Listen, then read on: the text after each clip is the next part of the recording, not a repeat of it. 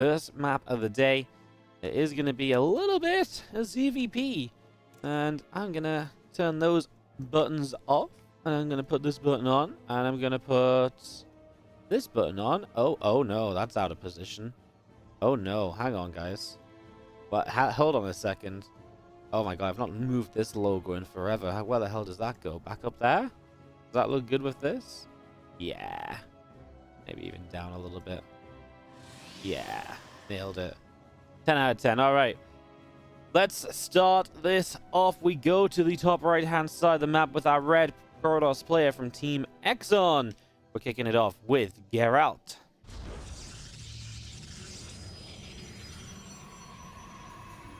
And he is taking on the blue Zerg player. It is from Team Clash, Reynor.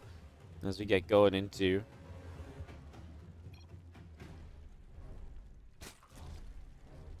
game number 1.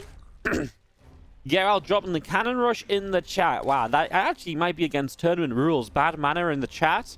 Threatening your opponent. Surely there's got to be some sort of ruling against that one. Hello, admins? Well, we gotta get the admins on the phone here. I don't know if you can just drop a cannon rush in the chat. That's really pushing it out here. You know, if you start letting cannon rushes in the chat, what don't you let in the chat, you know? I might get banned off Twitch. You start chatting about things that dirty. Ugh. Oh, gosh. Oh, no. Oh, no. The more I talk about it, the more I realize how bad it is. We're in trouble, guys.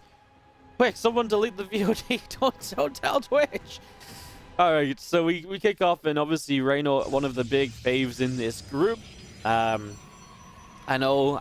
I've been reading our Starcraft, and Reynor is meant to be all washed up. And can this guy even still? Does he even like Starcraft 2 still? Is just going through a phase? Is Reynor ever able to win again?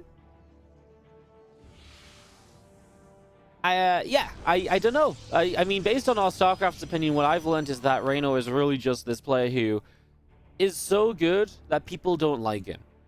Like, that's what I genuinely learned from our Starcraft. That he must be really good because people love to hate on him, you know? So it's definitely one of that sort of like... It's kind of cool. You can judge people's success by that, right? You know? By how many haters they have and how silly people like to be. It's pretty great. So yeah. So as we get set up here and we get this run, what's up, Laughing Games? Thank you so much for the 14-month resub. Gerald's 2-1 Skytoss win. Oh, Gerald's Skytoss win 1-2. So he loses, but he wins a map with a Skytoss. Well, there's a Void Ray, so it could very well be a bit of Skytoss action. Reynor goes Overlord speed. And we'll be able to get a bit of information here early. So picking up a bit of info, getting to see a little bit of what is going on. And it's just going to be seeing our Oracle on the way out to follow that Void Ray. And of course, from there, we really will get to see a little bit of what happens next. Reynor with a few lings up in the main base, but that's about it for the moment. As we get ourselves setting on up, just waiting for link speed and yeah, waiting to see what comes out after this Oracle. After the Oracle is really when we're going to find out what exactly happens next, what the plan is going to be here, how exactly this is going to go. So we do have just the Oracle popping, and what's next? It is a second Oracle. So you can still sometimes see a second Stargate and more Void Rays after a second Oracle. It's less common. It's more of a mind game, right? Where it's like, oh, look, I've got 2 Oracles. And then you make more Voids, and it's like, well, why did you make 2 Oracles then? It's like, well, I just wanted to. The thing is, I'm not sure how many mind games you can really play here in a scenario where you've got Overlord speed, and Reynor is seemingly going to get to scout again and again, as the first Voyager and the Oracle are across the map, so it doesn't look likely that this Overlord's going to die. So this Overlord is going to see if you build anything behind this, and there's already a Robo coming down, so I'm continuing to theorize about Stargates when it is, in fact, just going to be a Robo follow-up. We are just going to move on from there. And we're going to go into the next step on the next stage of this game. Lair building up from Reynor in the main base. So we do see the few queens out the front. They are taking a bit of a time to move around and see what's happening. As the Oracle comes in, drops a Stasis Ward down. And that's a single drone that gets cornered. Good response from Reynor. and not going to be caught off guard by the stasis ward. A couple of adepts are poised to strike as well, ready to go into that third base mineral line. So a play from Gerald that could develop in the next few seconds, as we do see the Void Ray making it back home, and is finally going to get rid of this Overlord, which really has just picked up every last scrap of information available. He has not left anything behind. Okay, he didn't see the Forge, but I feel as though he saw pretty much everything else he could possibly want to see. Twilight, the gates. You kind of know there's a Forge coming down along with this, right? There's nothing really else that comes along with, like, if there was no Robo, maybe you could say, oh, maybe he's going to go Glaives without a Forge, but with the Robo first and then the Twilight, there's a Forge somewhere. Like, he just knows it. And so Reynor is very much so aware of just how this group, how this game, sorry, is going at the start of this group. And what a group it is, by the way, in case you just didn't check the bracket and just tuned in to see who's playing. Reynor versus Gerald at first series, but we also have Clem, TY, and Harston. Legends in this group. So this group is actually just stacked. Really excited for the action that comes from it, as the Oracle dives in for 3 drones, and the Void Ray in the main base is going to get into a scuffle with the Queen. So the Queens are going to push this Void Ray out up the left-hand side. Now the Overseer checking around. Man, it's kind of brutal when Zergs open Overlord speed. The amount of information they gain feels absolutely ridiculous. But of course, they pay for it. It's 100 gas early in the game, and that's gas which you would not be able to spend elsewhere as quickly, and so you do invest to basically see this. Now we're going to be seeing Reynor's plan for the game as well starting to develop. It's going to be some Swarm Hosts. So playing a Swarm Host setup as Queens do not quite find the kill on the Oracle. Gets it low. One Oracle did go down at some point where we missed out on it, so apologies for that. But the Swarm Host is going to be a really cool part of this game. There's no Nidus network, so these Swarm Hosts are really relying on moving themselves around the map, which means that the creep spread will want to be really, really good here. And I'm not sure if the creep spread is good enough to justify no Nidus, if I'm going to be quite honest. You know, I could see this on a smaller map. I know Jagannath is not the longest map to run across, but you're talking about running halfway across the map to over here, or over here to be able to drop locusts. I don't know how much of a fan of that I really am, unless he's really just going to bum rush the front. Typically, the power of the Swarm Host is the ability to go in different directions and to, you know, attack, you know, get an attack into the main base, get an attack into different mineral lines, etc. As 5 drones go down, the Adept over here will be chased away for 6 drone kills. Okay, that's nice. But it feels as though maybe Reynor's just going to go for the front, you know? He's just going to go and try and hit into the front lines here. He does have Storm, remember. He does Storm actually a little bit early, I would say. I mean, he obviously hits the units, but the Storms here really, I think, need to go onto the Locusts. He's just going to cancel the 4th base, which is perfectly fine. I think delaying your 4th base right now is okay, because this is a very powerful army when the Locusts are up, but when the Locusts aren't here, this isn't as scary. So just don't take fights you don't need to take. Yeah, 4th base is nice, but is it essential right now? No. Try and get up, you know, obviously you don't want to not take it forever, but you give it a little bit of time, you're only going to have more stuff to help you fight against these Locusts. I mean, even right now, coming into this fight, you can see these Roaches and Ravages kind of being held back. Ling's starting to run in. He kind of ran out of Zealots in the front line. And the problem was the Immortals weren't really getting on top of the Roaches either, so we're engaged in and now. Uh-oh, the Swarm Hosts are going to go in and flank this army a little bit, trying to drop down the Storms. We do get the Locusts onto the ground. There's no splash damage in range of them. And Corrosive Files are hitting the Morphine Archon. We do see the Super Battery helping to save the day as Roaches and Ravagers break through into the natural expansion. A few Roaches going in after an Immortal on the natural already. The rest of this Roach Ravager pulling away as the Queens continue forward. And we do see the Archon push back, lifting up into the Warp Prism to escape away from this one. Couple Ravagers will morph up in the main base as well. Roaches still going in after those final couple Zealots. And this is going to be problematic because now your mineral line continues to be under attack. I'm not sure if it's actually worth more from those Ravagers. You know, they are going to go down. They are kind of exposed, but you know what? There's so much at the front line. I'm not sure it really matters anyway, as Swarmers are going to Locust up the 3rd base, and there's obviously just really not that much over here to defend, and that Nexus should fall as Gerald is down below 100 supply, and the Warp Prism is flying into a couple Queens. Warrior is going to try and come back into the play, but yeah, this attack has worked out wonderfully for Reynor, and he is going to pick up game number 1. First game of the day. It's got to be a good feeling for Reynor with a few matches ahead of him, of course. It's a strong start. It's a clean start. No issues there. Reynor goes up 1-0. I want everyone to be able to know exactly when everything is happening, you know? I want everyone to know when they can tune in and watch some games. As we have in the bottom left-hand side, our blue Protoss player from Team Exxon, it is Gerald. Up against the red Zerg, top right-hand side. Give it up for Reynor!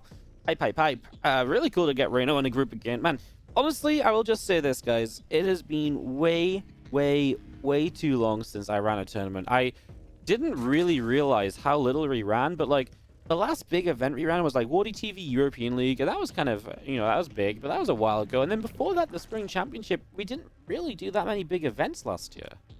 Like we did a lot of smaller stuff, but like in terms of like a big tournament, like a bigger prize pool and like a longer format, we just got caught up once DreamHack started, and it just felt impossible to run anything, you know. And that's so surprising to me because we usually run our own stuff all of the time, you know. So I'm really excited. It's really kind of you guys don't realize, like, this is so weird, but I've realized now that I started running my own event this month, I've realized this is what's been missing for me a little bit in Starcraft. You know, I'll be very honest about this here, and very open. That I did kind of like, you know, we definitely had like a phase, and I think it was very obvious why I was getting a bit frustrated with streaming and stuff, and just like I feel like you just needed a break, right? And that's why we took a break a couple weeks ago. But like really organizing my own tournament again, I'm hyped. You know, it gets the Starcraft juices flowing. I don't know what it is. Apparently, event organizing is just my turn on. You know, that's just my thing. I run an event and I'm like, ooh, baby, let's go, let's stream, let's do this.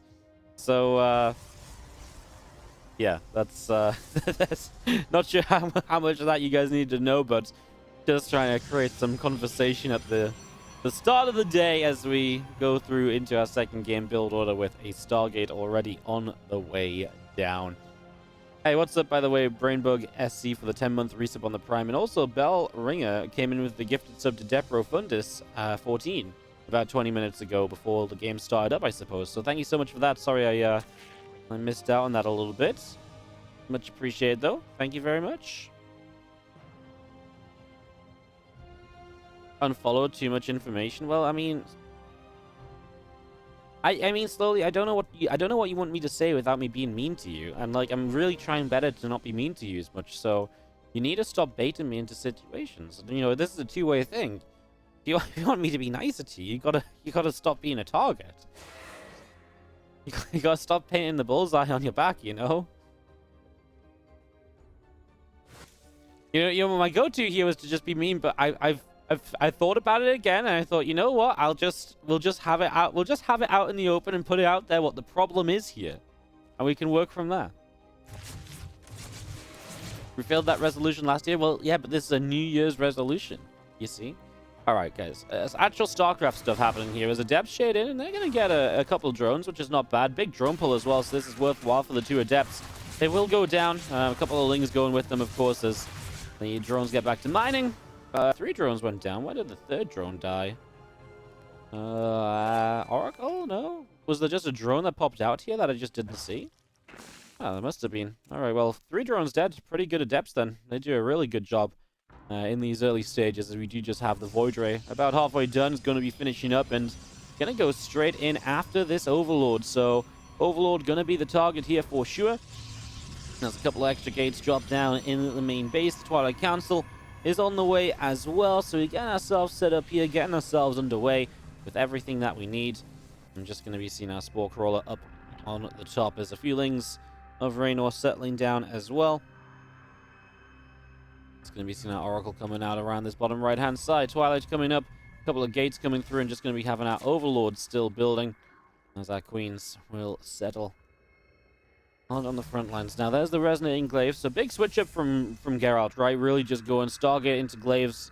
We've actually not seen as much of this. I don't know if I just didn't cast as much PvZ lately, but I do feel we've seen a little bit less kind of Stargate into Glaives action. It definitely fell out of fashion a little bit. Glaives in general have just been falling out of fashion for a while, but the kind of multiple Stargate style has just been the way to kind of open as of late. It has been the go-to. and heavily so, very much so the case. As you do see our Lings making their way out down to the bottom side. A couple of Adepts here right away, going to be able to turn those Lings around and just going to be seeing the Oracles. Going to be in to push the Zerglings away as well. So the Lings will get chased away up through the center. And the Adepts are continuing to build. So plenty of Adepts still on the way through, and just going to have our Lings are going to go and just about jump on top of that Queen. So jumping onto the Queen here, as we're going to be seeing the Oracles going in for it. The Void Ray trying to chase, and the other Queen's coming forward, pushing the Void Ray back away over the left-hand side. So the Void Ray gets pushed back to the left. Robotics facility on the way down from Gerald in the natural. But here come the Adepts, and let's see how well prepared Reynor is. I'm going to say he is approximately 7% prepared for this. He has absolutely nothing. He's got 12 Lings, and he's got no Roach Roaring, and he's just got absolutely nothing that he actually needs. So I actually think that he might just die here. He does have a Roach Roaring. Okay, you know what? My percentages were wrong. I didn't realize he had a bloody Roach Roaring. When did that come up? I literally just checked the Structures tab as well, and I didn't see it. So turns out I'm just blind, so don't mind me over here. As you do see our Adepts shading forward, and they're going to get in on top of those drones. So already quite a few drones going down. I mean, the Roach is still not out in time, so maybe preparations are still low. I mean, this is still a shade you commit to, right? He's going to break through the wall. He is going to open up the wall. He loses an Oracle for it, though. So an Oracle going down right away, and the Adept still shading in a couple different directions. Roaches trying to chase down over to the side. As you see, the Oracle gets shot down over here. I'm just going to be seeing the Adepts back up to the top. That's 16 workers killed in total, and that's definitely some good damage to start us off, as Roaches will catch and will continue to pick away at these Adepts. So multiple Adepts going down. Just going to see our drones pull down. And again, the Roaches coming through. The Adepts continue to be chased. So again, multiple Adepts are dropping here as the Robo Bay is on the way up in the main base. That's going to be accompanied by a second Robo facility. So Gerald has a good idea of where he wants to go from this. And yeah, setting on up. Teching away. He's already got Blink coming through, so he's going to go into Colossi with this Blink. And everything really is just looking good for him here in the early stages.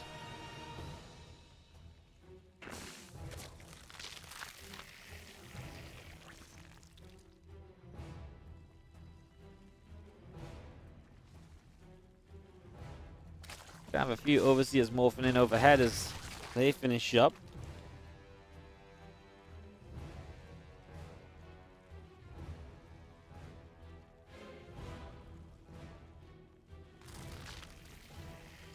And this is just pure Roach Ravager out of Reynor, and I guess he's going to try and go aggressive against this on the counter, but I mean, he's starting up extra upgrades as well, so he is looking to the future of this game too. It's actually Disruptors on the way out from Gerald, and I think he might just be afraid of a counterattack as well. He recognizes, hey, this went very well for me in the early stages, and, with this going very well for me in the early stages, I don't want to take any risks. I just want to make sure I'm going to be okay. And so I think the Disruptors actually work pretty well against Roach Ravager as like an immediate kind of keep me safe sort of thing, but I'd be surprised if he didn't go Colossi at all. I'm almost surprised he's not going Colossi after the first two Disruptors, so maybe I'm just making a bad judgment call on what this was always intended to be out of Gerald. Let's see, as these two Disruptors finish, he already had another one queued up, so it looks like he wants to just go purely Disruptor production. That is a little bit offbeat from what you would probably expect. Definitely a little bit different as the Disruptor fires, the Roach Ravager continues to back away, and Stalker's chasing it down as well. That's the problem, right? You're consistently being chased back here and consistently just taking damage as you run. The Disruptor's on cooldown for the moment, though, so we will get a fight in. Roach Ravager coming through for this. The Disruptor gets taken down. The Lings get a full surround Disruptor on the left side. Oh, and a beautiful split to keep the Lings alive to maybe guarantee that kill, so you will get the Disruptor kill there. Gerald with a lot of money in the bank while this is happening, by the way. If he was able to spend that, would be looking just a little bit better for sure.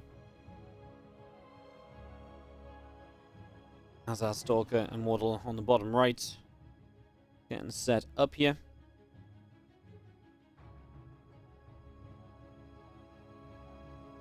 I think he's going to counterattack. I mean, it's the sort of thing that Reynor needs. Damage across the map.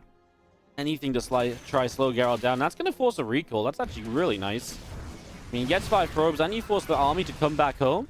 That buys you more time to sit on 80 drones and to build up. It gives you time to maybe get to Baneling speed. And those are the things you kind of want to get to be able to create a... Those are the things you want to get to create opportunities here, to create a way back into this game. So yeah, I mean, Reynor's going to buy himself the time to... He's not quite on Baneling speed yet, but he's only 30 seconds away now. Otherwise, beforehand, he was a full minute away. So definitely looking better for him now than it was before. Ravagers flying up in the sky. Rock's going to get knocked down. The Disruptor shot will get a single Ravager. Getting a couple of Roaches as well, and just going to be running through. Another Disruptor shot and a... Only going to connect on one Ravager. Honestly, pretty good fight, I would say, for Reynor. He's now going to grab Immortals as the Stalkers blink back to retreat, and Reynor is going to turn this one around. Oh, Baneling's coming in on the flank as well. He splits away from the Disruptor. The Immortal has fallen, and these few Stalkers are actually kind of low HP. Banelings are trying to body block them a little bit, I think. I don't know what the Banelings are trying to do, but they are continuing to chase on in. Another Disruptor shot going for a few Banelings, but that's going to be the end of that Disruptor. And Corrosive Biles, as the Void Ray now finally dodging away from those Biles. Void Ray will try and get a couple extra kills, but every Disruptor just went down, and that's got to be painful. I mean, that is not what you like to see at all. As we're going to be seeing a ton of Banelings morphing from Reynor. They are all coming through as the Roach Ravager joins up with everything else. And we get ready to go. Maybe aggressive from Reynor, right? Still morphing in Banelings, still moving across the map. He has a single Colossus, Geralt. I really feel like the problem was the Disruptors are just not sturdy enough, and Reynor's micro against the Disruptors has been fantastic. I think if Geralt had gone like 2 Disruptors and then purely Colossus after that, I actually think he would have had a great time here. Don't get me wrong, the Disruptors have had good connections, but they've been very much so, you know, very hit and miss. Ooh, those Disruptors actually hit pretty well. I actually think that was a good enough hit to kind of turn Reynor around. I think Reynor truly believed he was going to be able to stop that with the Banelings connecting in on those units. And I thought the Disruptors were... I actually thought the Disruptors were going to die too, but they're pretty tanky. A Contaminate in the main slows down +2, and a Colossus. Not sure it's going to make much of a difference as Reynor had to back away. And that will be Reynor now pulling back to the top side once again. And Geralt holding one more time as he goes to base number 5. So the 5th base on the way up here from Geralt. I was going to see the Ling Roach Ravager Bane kind of looking at... making its way down the left here, and is going to jump on top of these Stalkers.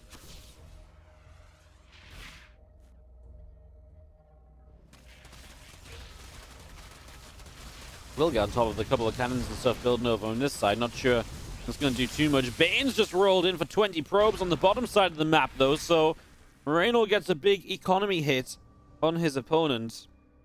And that's a pretty big deal. That's a lot of the economy going down right there. There's going to be seeing the Ling Roach Ravager force pulling back around the right-hand side. Zealots of Geralt are going to come running up here, going to go moving in. Lings are going to look for the wraparound. So wrapping around, those Zealots are going to drop. A few drones are going down, and just going to be seeing the storm building up alongside 3 more Disruptors. Well, drones still dying. Oracle in the top left-hand corner runs out of energy now. That 7 drones brings Reynor away from the 90 work account.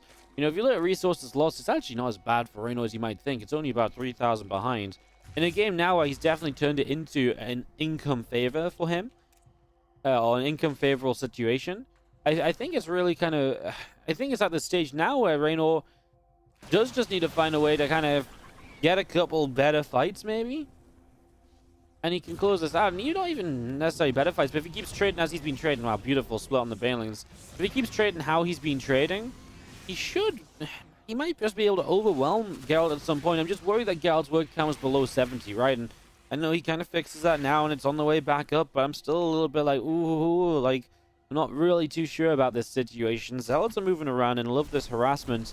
This is what you need to do as Geralt to try and slow down bases and slow down mining from Reynor, who goes above 100 drones. So his economy is absolutely ridiculous at the moment. Really just... masses of economy.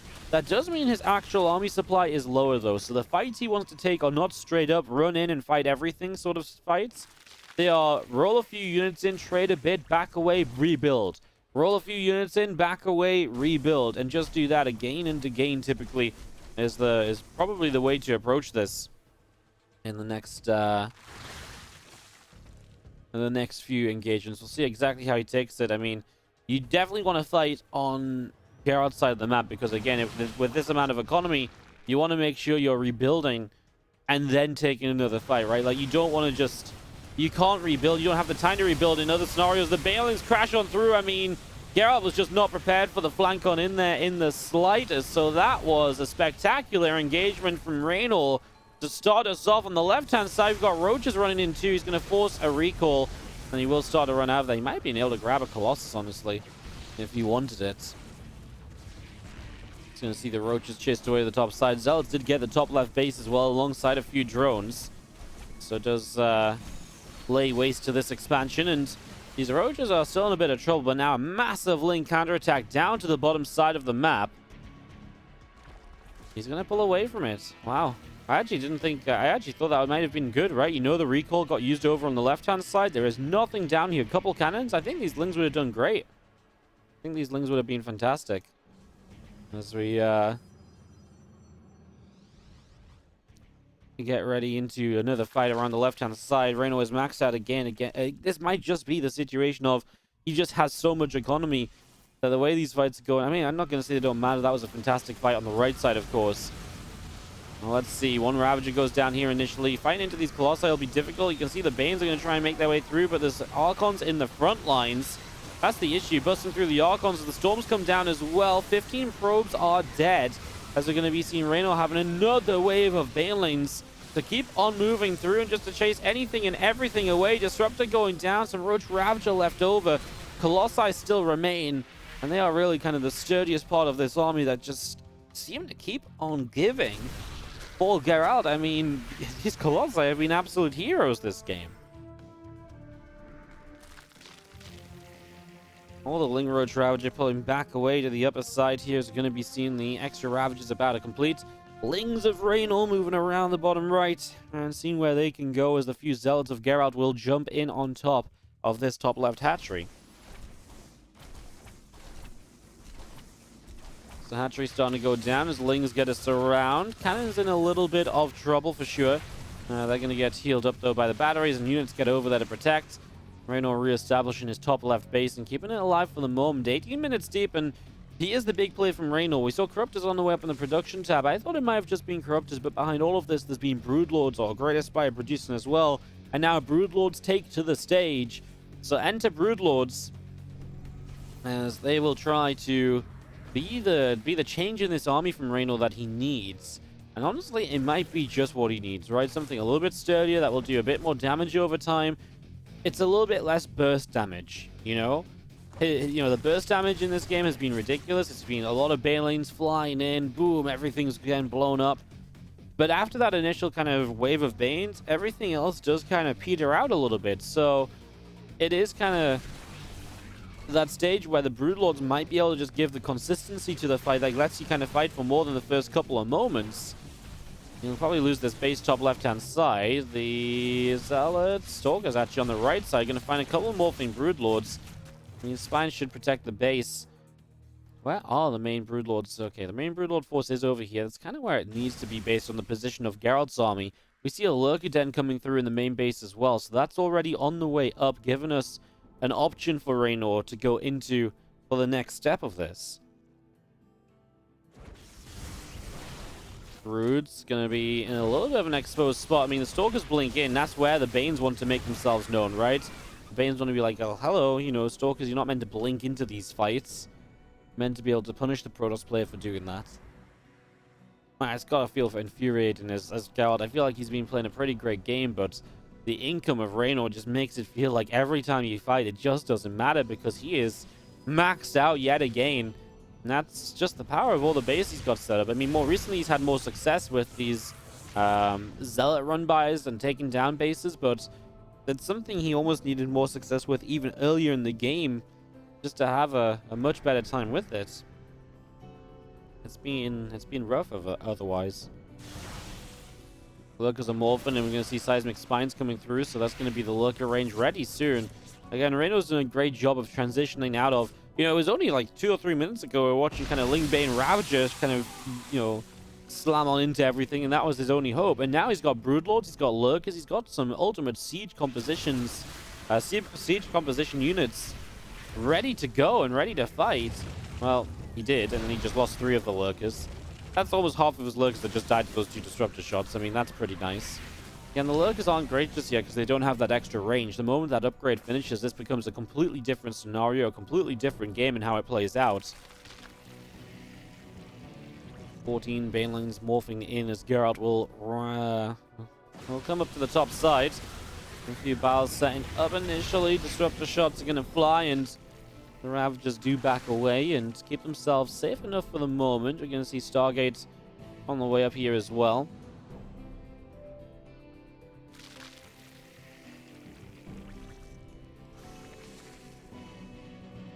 Game definitely slowing down, obviously, as Reynor kind of moves into this kind of Broodlord Lurker composition. Disruptor turns and does connect.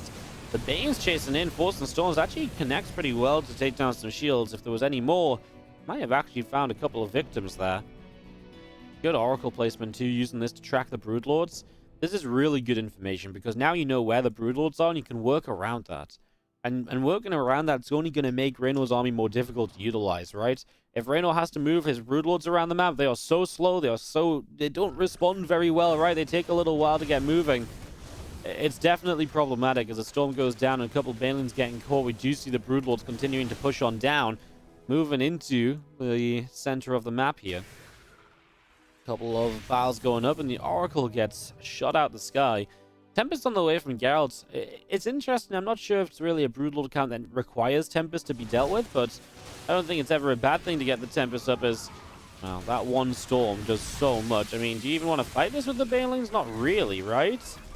Yeah, he doesn't, and I don't blame him. It just feels like a waste of waste of resources to throw Banelings into that, as transfusions will actually keep this top left base alive. I'm not sure if I feel like he could have kept going for it with those Zealots. A couple of Lurkers going to burrow up on the top side. Oh, this is going to be interesting because the Banes are going to make a play for the High Templar. The Storms were good. He had to run away through the Lurker fire there to survive. As we're going to be seeing the Broodlord, but these Broodlings just flew out to attack, and they were like, nah, just going to go back to my Broodlord. See you later. They turned around halfway to the units. Okay. Rebellious Broodlings today, apparently. As we do have +3 melee on the way up. I mean, Reynor, she's just going to start hitting this bottom side. There's not a lot of workers down here or anything. He's going to get through for the few that remain AFK. I mean, that's still good to get rid of those workers, though, because those are the workers that would go to a new base. So it does remove that economy a little bit further in the future. What is maybe better to note, though, is that by killing those workers, is that it's going to open more army supply space for Gerald. So if he could ever max out here, his army would truly be massive. And the fact that Reynor's not letting him max out is almost essential. Can you imagine if this was a 150 army supply Protoss? I know he's not had a ton of money, but if he sits back on 50 probes and goes to 150 army supply, is that an army supply you ever get rid of as Reynor? Not really. And I know that at that point Reynor's going to have a bank and he's going to be able to rebuild. But if you just come across with 150 army supply, do you not just kind of like destroy this army? I almost wonder if Gerald needs to sit back a little bit more. I know that sounds crazy. I know he's not building up a huge bank right away, but it feels like fights like this, he moves in, he's like, oh, no, get away. Not everything's together, but it feels like he's given Reynor these opportunities to clean his army out when it's smaller than it should be.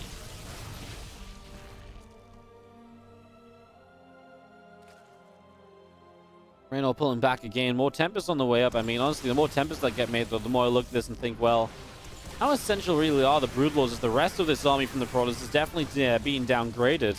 There's not as many Storms. There are no Disruptors anymore. The Broodlords definitely have less of a role to play right now than they had previously. Results do deny the top left base again, though. These are the run-bys that really get damage done. And if he gets this other base too, Reynor's... Oh my god, he just lost the right side base. Suddenly Reynor has no mining. Okay, he just saves this hatchery.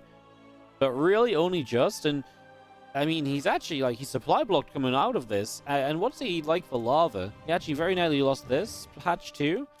He doesn't have a ton of lava. That is a problem.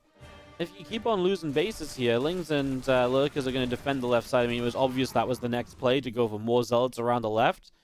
There is the base on the right from Gerald. It feels like a very important one for him to have some chances and some opportunities in this game. Lings chase the probes away. The Roach Ravager comes through. The Broodlords as well to fire down. And just going to pick away at these few Zealots. And this hatchery, this Nexus, sorry, is going to fall. Now, can Gerald kill this army off and make something out of losing his hatchery? Oh, sorry, again, losing his Nexus. Not sure why I've got hatcheries on the mind. As Lings and Vane's going to run on through. The Broodlords are getting the job done initially to help out, but the Tempest's just going to clean out the Broods. So you're going to be reset over there. 22 probes dead as the Lurkers hit on the left-hand side. Gerald really has this one army, and that's all that remains standing for him. Rebuilding anything else here is seeming extremely unlikely. He's got long-distance mining, and that is about all. Maybe a few other probes here or there on other bases. Like this base, he has a couple workers and some gas mining, but there's not a lot at the moment for Gerald. So this is absolutely a situation of, well, do or die. As we do bring these few lurkers back around the top side, Lings are making their way across, and it's very much so a case of just finding the fight. A few more corruptors on the way, and every corruptor that builds is a step further to a Game 2 victory here for Reynor. As we have another. By the way, yesterday we had an epic game number 1 to start the day off, and this has been a pretty epic game number 2 between Reynor and Gerald. 27 minutes of back and forth action. Being difficult to call who's really had it in full control throughout. I've kind of preferred Reynor all the way through.